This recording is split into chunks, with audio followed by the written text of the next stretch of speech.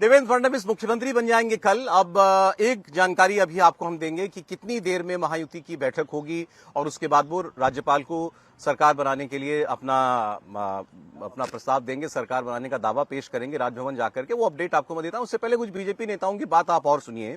अभी आज जब विधायक दल की बैठक हो रही थी, वहां देवा भाऊ के नारे लग रहे थे। आइए आपको सीधे मुंबई लेकर चलता हूं, वहां से आपको अपडेट दिलाता हूं। आपको सचिन चौधरी बताएंगे कि अंदर कैसा माहौल था उस वक्त जब देवेंद्र फडणवीस का नाम जो है अनाउंस किया जा रहा था और अब कितनी देर में सरकार बनाने का दावा पेश किया जाएगा। और एकनाथ शिंदे उप मुख्यमंत्री का पद स्वीकार करने के लिए राजी हो गए हैं, ये भी अब चर्चाएं। आशीष शेलार और सुधीर मुनगंटीवार दो सीनियर लीडर्स हैं, अंदर भी मौजूद थे आज विधान भवन के अंदर। आपको उनकी बात पहले मैं सुनाता हूं, फिर आगे बात करते हैं। जोरों से खुशी की तैयारी है। हम जनता को अभिवादन करेंगे, हम नमन करेंगे, धन्यवाद देंगे उन मतदाताओं को जिन्होंने कांग्रेस के झूठे प्रचार के बाद भी सत्य असत्य, धर्म अधर्म, विकास विनाश के इस युद्ध में सत्य की, धर्म की और विकास के बाजू से अपना वोट दिया। ये अनप्रेसिडेंटेड, अनपैरेलल्ड इस प्रकार का मैंडेट महायुति को मिला। एकनाथ जी के नेतृत्व में शिवसेना की भी सीटें बहुत अच्छी तरीके से बढ़ी।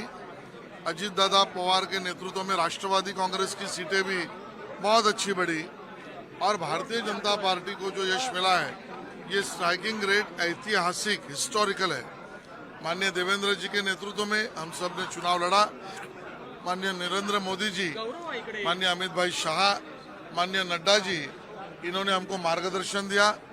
आज भारतीय जनता पार्टी के विधिमंडल गठ के नेता के रूप में एक मत से, सर्वानुमत से देवेंद्र जी का चयन हम सब लोग ने मिलकर किया और आगे अभी सत्ता स्थापना करने का दावा भी करेंगे। हमारे लिए तो आज दिवाली है और आगे अभी सत्ता स्थापना करने का दावा भी करेंगे।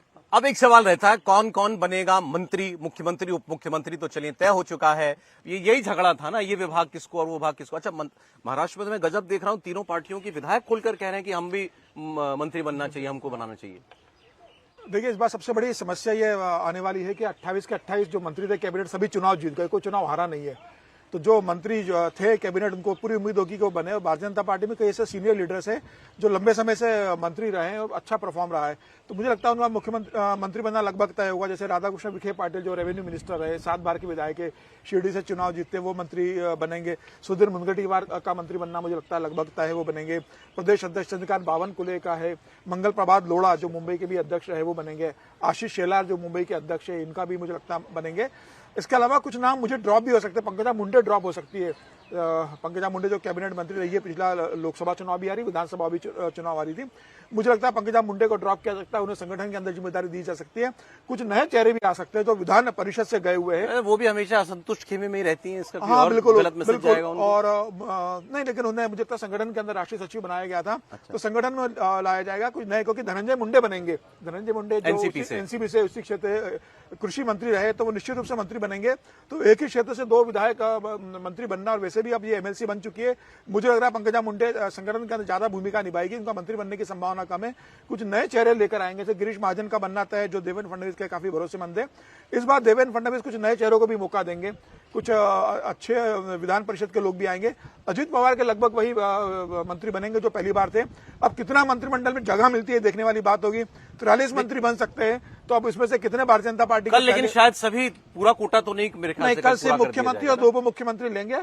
अगर एकनाथ शिंदे आज मान जाते हैं मंत्रिमंडल कौन से मिलने वाले हैं, तो कल मंत्रिमंडल का विस्तार होगा। अन्यथा यह तय है कि कल देवेंद्र फडणवीस मुख्यमंत्री और 2 उप मुख्यमंत्री का शपथ ग्रहण होगा और बाद में 6 और 7, 8 और 9 तारीख को विधायक दल का जो शपथ लेंगे विधायक, 2 दिन का सत्र होगा। उसके बाद मंत्रिमंडल का विस्तार मुझे लग रहा होगा, क्योंकि इसी महीने शीतकालीन सत्र नागपुर में होगा, दिसंबर का जो होता है 4 दिन का, 20 से लेकर 24 तारीख तक का नागपुर में सत्र होने वाला है। देवेंद्र फडणवीस के गृहनगर में पहला सत्र हो रहा है, शीतकालीन सत्र जो होता है हर साल। तो उसके पहले मुझे लगता है विभागों का बंटवारा होगा।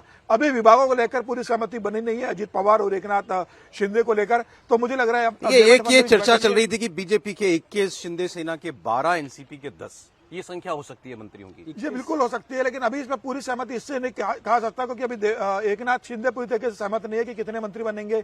विभागों को लेकर सहमति नहीं बनी है। जब एकनाथ शिंदे, देवेंद्र फडणवीस और अजित पवार बैठेंगे, जब विभागों में सहमति बनेगी, कितने कैबिनेट मंत्री बनेंगे, कितने राज्य मंत्री बनेंगे, कितने को इंडिपेंडेंट चार्ज दिया जाएगा, जब ये बातें तय होगी, मुझे लग रहा है उसके बाद विस्तार होगा। फिलहाल मुझे इस बात की संभावना लग रही है कि कल मंत्रिमंडल में कैबिनेट मंत्री शपथ लेंगे।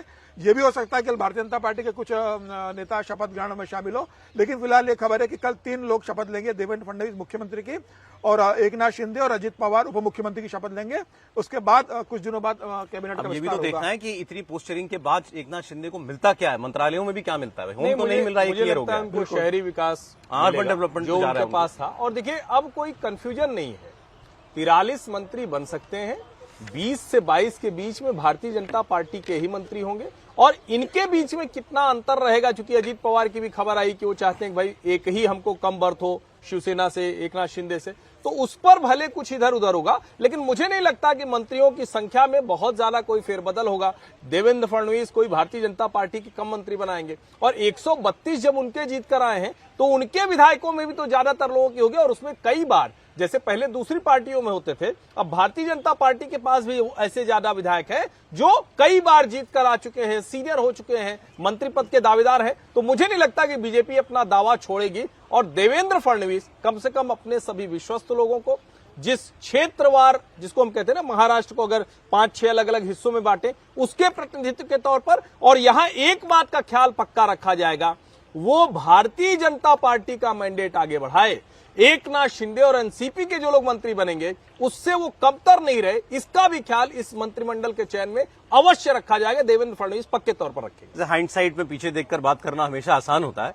अब ये चर्चा शुरू हुई कि भाई हमेशा से जानते थे शिंदे साहब की मुख्यमंत्री और गृहमंत्री भी नहीं मिलने वाला है, इसीलिए इतना उन्होंने जो है हार्ड पोस्टरिंग दिखाई कि भाई जो था, लेकिन बाकी वो तो रहे अपने पास।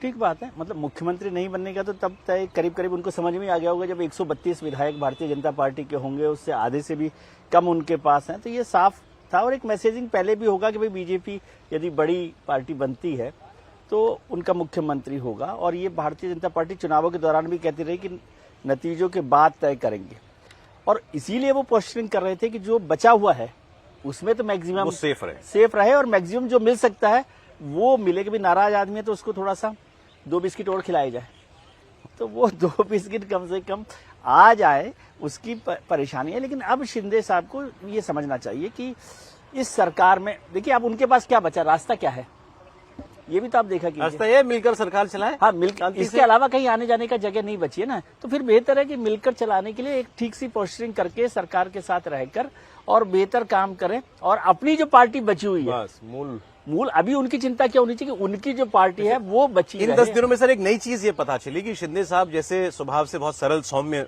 दिखते हैं, फडणवीस साहब और उनके बीच में वर्किंग केमिस्ट्री उतनी सुखद नहीं है, उतनी अच्छी नहीं है।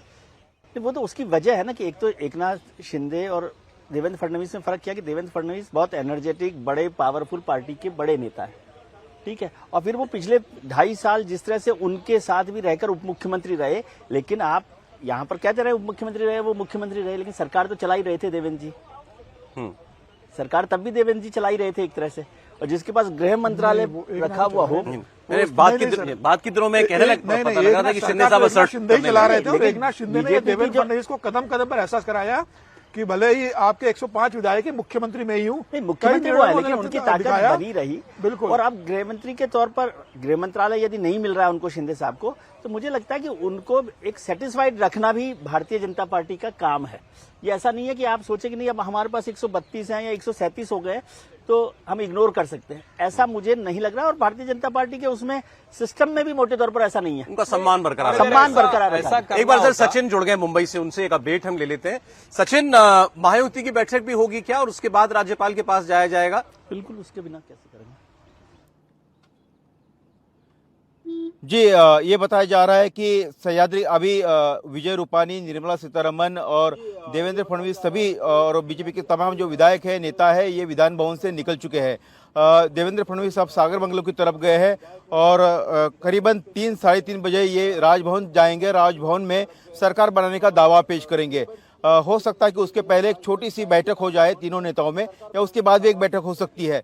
लेकिन ये बैठक जरूर होगी, क्योंकि अब महायुति के जो अन्य सदस्य यानी कि एकनाथ शिंदे की पार्टी और अजित पवार, इनकी तरफ से भी ये कहा जा रहा था कि महायुति की बैठक जब बीजेपी का नेता चुना जाएगा उसके बाद तीनों नेता बैठकर मिलकर जो भी पोर्टफोलियो है या फिर सरकार गठन को लेकर फैसले लेने उस पर मुहर लगाएंगे। तो ये बैठक जरूर होगी। संभवतः है कि पहले बैठक हो जाए और उसके बाद दावा पेश करने के लिए 3 साढ़े 3 बजे जो राजभवन पहुंचेंगे तमाम नेता।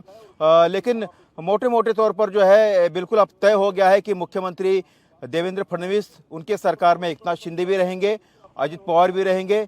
मंत्रिमंडल गठन को लेकर जो बैठक होगी उसमें तय किया जाएगा और ऊपर से बीजेपी का शीर्ष नेतृत्व के पास जो प्रस्ताव भेजे गए हैं उसके ऊपर भी चर्चा होगी और शाम तक तय हो पाएगा कि मंत्रिमंडल में कितने विधायकों को जो है मंत्री पद की शपथ दिलाई जाएगी। सौरभ,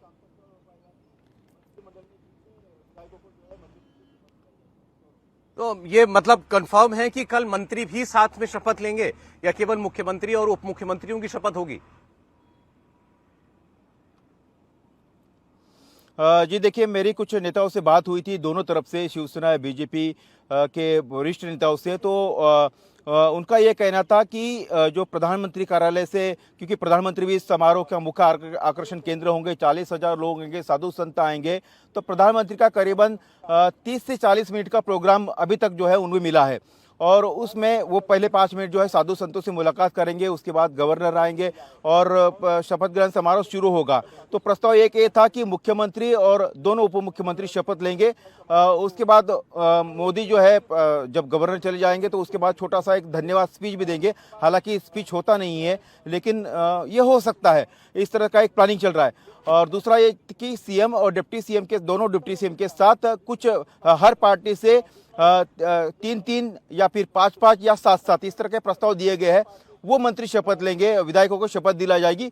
उस पर अंतिम मुहर आज शाम तक लग सकती है, क्योंकि अमित शाह या बीजेपी के शीर्ष नेतृत्व की तरफ से अभी तक उन प्रस्तावों पर कोई ठोस सवाल जो जवाब नहीं आया है। पहले तीनों नेता बैठेंगे, तय करेंगे और उसके बाद उस पर मुहर लगेगी कि किन किन चोरों को शपथ दिलानी है या फिर सीएम और डिप्टी सीएम को ही शपथ लेनी है। सौरभ,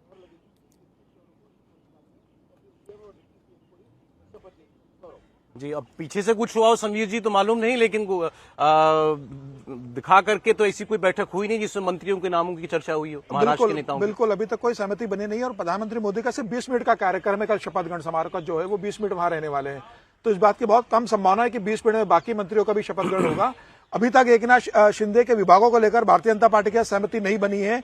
कौन कौन मंत्री बनेंगे बात की बात है, पहले विभाग कौन कौन से किसको मिलेंगे उसके बाद तय होगा। उसके बाद एकनाथ शिंदे नाम देंगे कि किस विभाग के लिए वो किस मंत्री को नियुक्त करना चाहते हैं। मुझे लग रहा है वो आज बैठक अभी होगी, देवेंद्र फडणवीस की बातचीत होगी।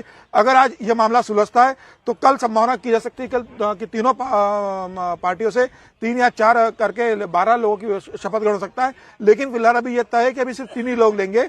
कल देवेंद्र फडणवीस और 2 उप मुख्यमंत्री लेंगे, उसके बाद पूरी विस्तृत चर्चा होगी, बैठक होगी, सारे विभाग तय होंगे। उसके बाद एक समारोह होगा जिसमें कैबिनेट मंत्री और राज्य मंत्रियों का शपथ ग्रहण होगा। कल की संभावना फिलहाल बहुत कम नजर आ रही है बाकी कैबिनेट मंत्रियों की शपथ लेने की। जो अरेंजमेंट खास तौर पर बीजेपी और एकनाथ शिंदे के बीच में है, उसमें जानकार लोगों का ये भी कहना था कि एक और चीज ये कि आप कह लीजिए मतलब हो सकता है कैंपेन में काम करी हो, लेकिन उसके बाद उससे तक दिक्कत ही हुई। एकनाथ शिंदे की डायरेक्ट लाइन खुली हुई है दिल्ली तक, तो वो फडणवीस साहब की जो अथॉरिटी है उसको कई बार चैलेंज नहीं तो मतलब उस पर एक राय तो यहां भी पहुंचा ही सकते हैं बार बार अपनी। देखिए, मुझे लगता है कि इसको इस तरह से भी देखना चाहिए, जिस तरह से एकनाथ शिंदे टूट कर आए थे उसमें देवेंद्र फडणवीस और अमित शाह इन दोनों की बड़ी भूमिका थी। इसलिए अमित शाह अगर एकनाथ शिंदे से, अजीत पवार से सीधे बात करते हैं तो इसमें वहां तक समस्या नहीं है कि अगर कोई टकराहट की स्थिति बने। और देखिए, यहां भी अगर आप देखें तो कोई अमित शाह देवेंद्र फडणवीस की राह में रोड़ा बन गए हो, ऐसा नहीं हुआ। ये नहीं हुआ कि अमित शाह ने कहा कि नहीं अब नहीं बनेंगे, लेकिन बार बार आप बात करेंगे और बार बार आप चाहेंगे, ऐसा भाजपा में हो नहीं पाता है। शिंदे जी भी समय मांगेंगे तो अमित शाह देश के गृह मंत्री हैं, सहकारिता मंत्री हैं, पार्टी के मामलों में भी उनका दखल होता है। तो आप ये मत मानिए कि इतनी भी हॉटलाइन खुली रहेगी कि वो बार बार उनको मिल जाएगा और एक समय के बाद उनको भी साफ साफ बता दिया जाएगा कि महाराष्ट्र के मामलों में महाराष्ट्र के मुख्यमंत्री देवेंद्र फडणवीस और भारतीय जनता पार्टी के प्रदेश अध्यक्ष से बात करिए। और जहां एकदम जिसको कहते हैं कि अगर कोई ऐसी डेडलॉक की स्थिति होगी तो वहां उनकी भाषा में कहे देवेंद्र फडणवीस की, जो आज उन्होंने बोला, मोदी है तो मुमकिन। पंत प्रधान ही तय करें।